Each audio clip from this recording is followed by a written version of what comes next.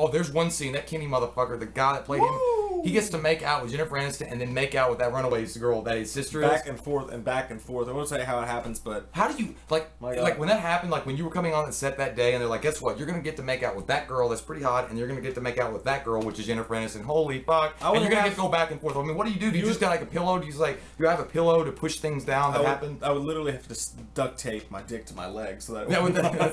you can, if you did, I mean, you would, dude, because like literally, I guess if you were professional, you're not going to get a boner, but how the fuck can you not? I don't know. And I was like, and Jennifer was like, can we? And I was like, yeah, we gotta hold on a second, guys. And then like, all right, we're ready to go. And then it was just have some fat old dude like behind the camera doing this. But in that moment, who gives a shit? Jennifer Aniston was like, I don't want to do this. And was like, well, I don't give a fuck what you want. This is part of the scene. We watched a movie. Yeah. We watched a movie. We watched it. We watched a movie. Yeah. Hey guys, hey boys and girls, and you sweet people out there. I guess what? It's back. It's time. It's fucking. We watched a movie. It's We're the Millers, and we watched a movie. This pot dealer, who's Jason Sudeikis' character, he's a pot dealer, and as you know from the trailer, the amazingly beautiful for the rest of her life always, Jennifer Aniston is a stripper, which is awesome, and I'm already in the seat at the theater. Sell me my ticket now, please. Makes my heart flutter. Yeah, he goes to Ed Helms has him go across the border to get what he calls a smidge of pot.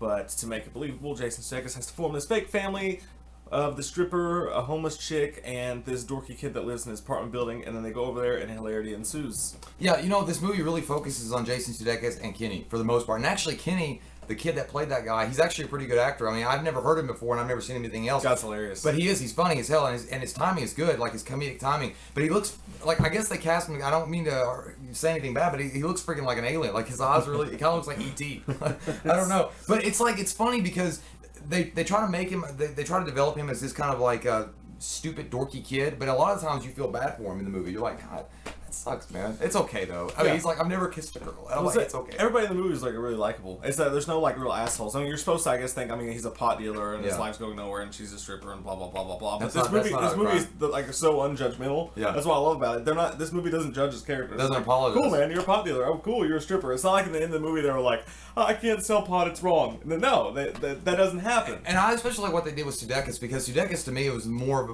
he had the most character development besides Kenny in the whole movie, because he goes from just, I'm a drug dealer, I'm a standard drug dealer, you know, I'm having fun, woo, drugs are fun, and then all of a sudden he becomes like, he's really trying to help, you know, Kenny out and get him, you know, more situated and comfortable with social situations, and he starts caring about Jennifer Aniston and stuff like that, and it actually makes sense. The rest of them, besides Kenny, like I mentioned, they're kind of like one-dimensional in a way. They're there, I mean, they're there and they do good. I mean, they're not bad at all. Like Jennifer Aniston's hot as fuck, but you know, it's just like, she's a stripper and it's a runaway. Let's talk about that part, by the way, the stripping scene. Oh my god! A lot of us bought our tickets for this reason.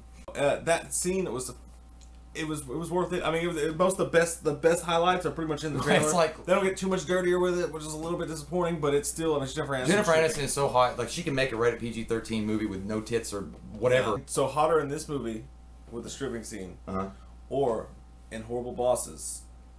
Whoa! I'm gonna go with this one.